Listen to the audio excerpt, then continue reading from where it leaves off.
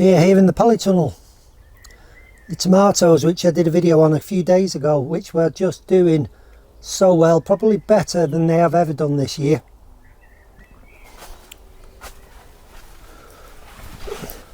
You can see the plants here, what sort of height they've got to now.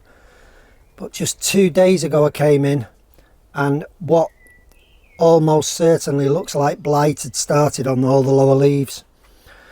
So as you can see, I've had to virtually strip the plants of leaves to try and just get all that blight out. What I've been doing, I've been leaving every vent open, the door open, the back vents open, day and night, just try and keep it as dry as I can in here. I've not watered because there's been a wind blowing through, the sun's been out, the ground has got so dry, so I've just had to water today because the plants are just setting fruit now. And this is the time that they need the water.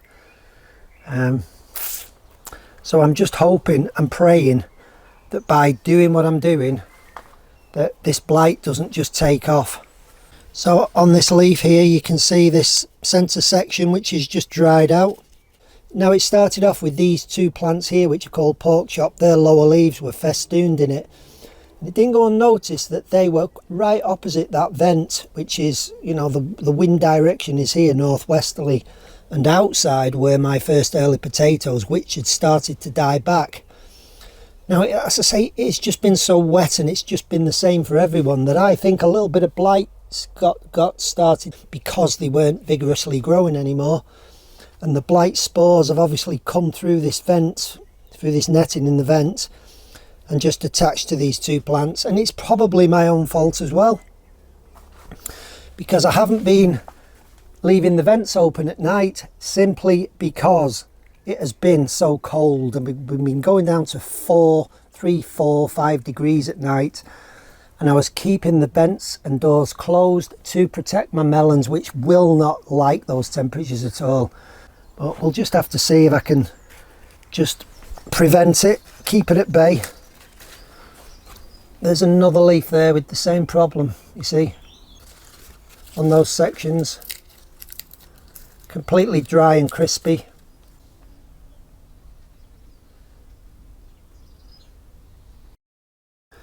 And when I came in this morning, it wasn't looking good. It was just another scene of devastation with dropped leaves everywhere. I've taken another big, huge trug bucket full of leaves off. There's just damage on all the leaves. I mean, at this point, it's what do, you know. I've got me ducks in here behind me.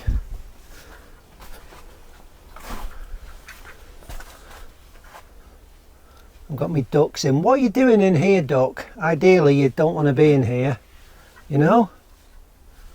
You know, can you go out the back? I've opened that back door as well to let even more air through the place, but I don't think it's going to make any difference. Like I say, I'm pretty pessimistic now that I'm going to get any tomatoes from the polytunnel.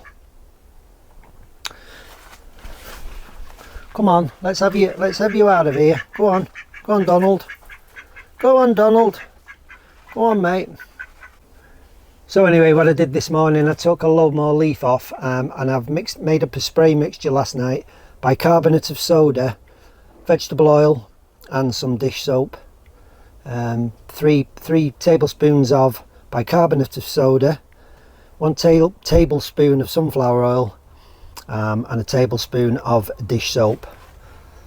And I've sprayed everything with that: the stems, the leaves, the plants, everything. Now that apparently is an alkaline solution, which the potato or tomato blight virus won't like, because it's more of an acidic loving bacteria.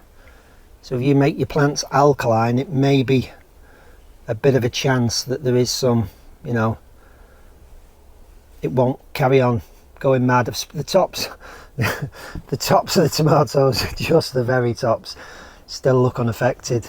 We'll have to see what happens, but I'm pretty sure on my next update there won't be anything this side of the polytunnel. And what I have been doing today also, after I'd splayed with this alkaline solution, I took off any side shoots I could find from these plants, and I've potted those side shoots on. so I can hopefully grow more plants if the worst happens and this lot completely fail, which is looking very, very likely, I must say. Yeah, pretty much a scene of devastation. I think I'm either 4 or 5 days into this blight episode.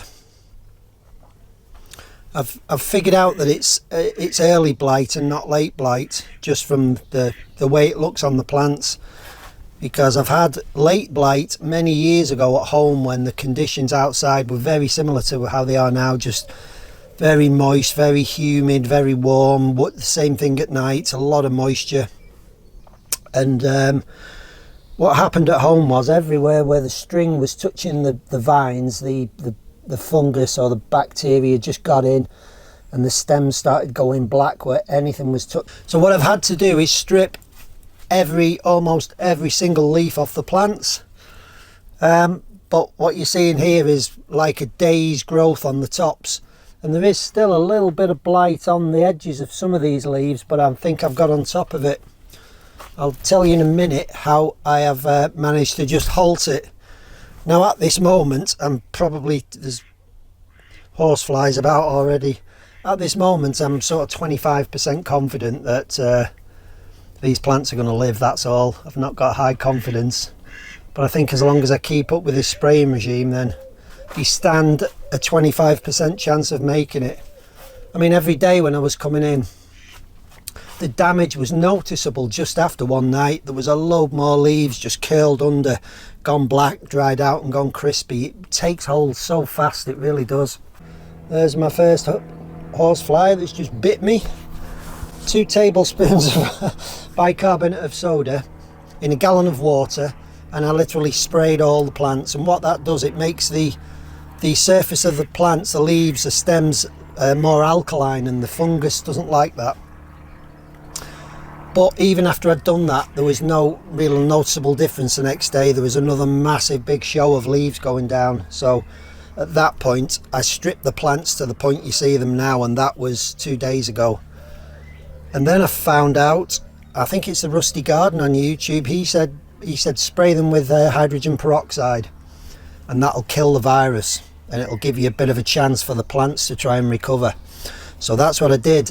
Yesterday, I sprayed them with hydrogen peroxide, and I used 16 in a gallon of water, and I sprayed the entire tunnel inside, the sides, I sprayed the soil, I sprayed the stems under these remaining leaves, the tops of the leaves, and then opened the tunnel up wide to let it dry out.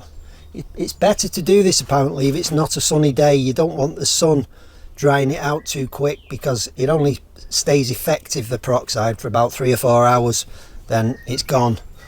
And I need to do that every 3 days. I need to hit them with peroxide every 3 days. Then when you've sprayed them with the peroxide, you then put the bicarbonate of soda on them about a day later.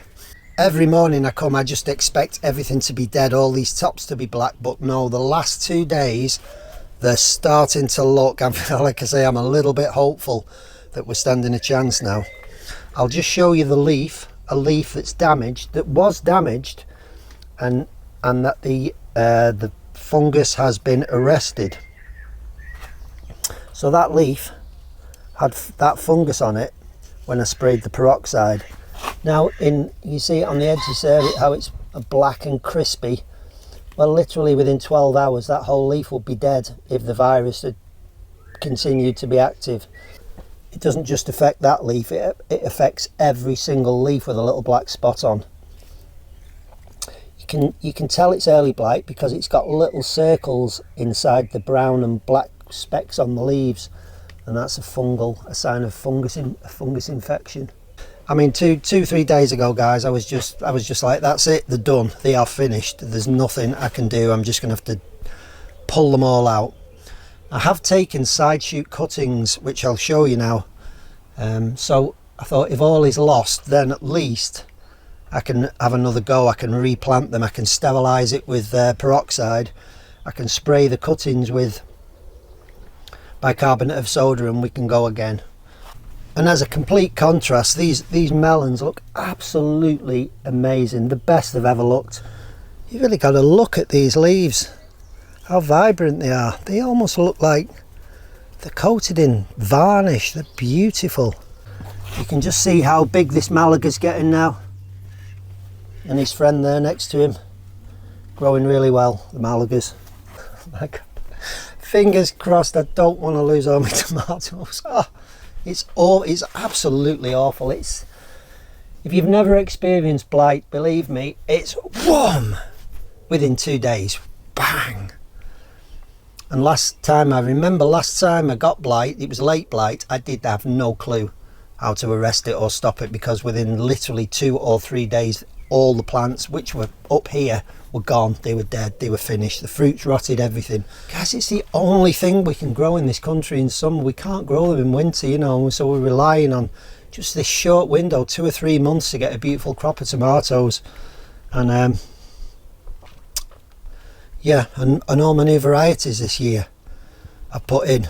I was really looking forward to them.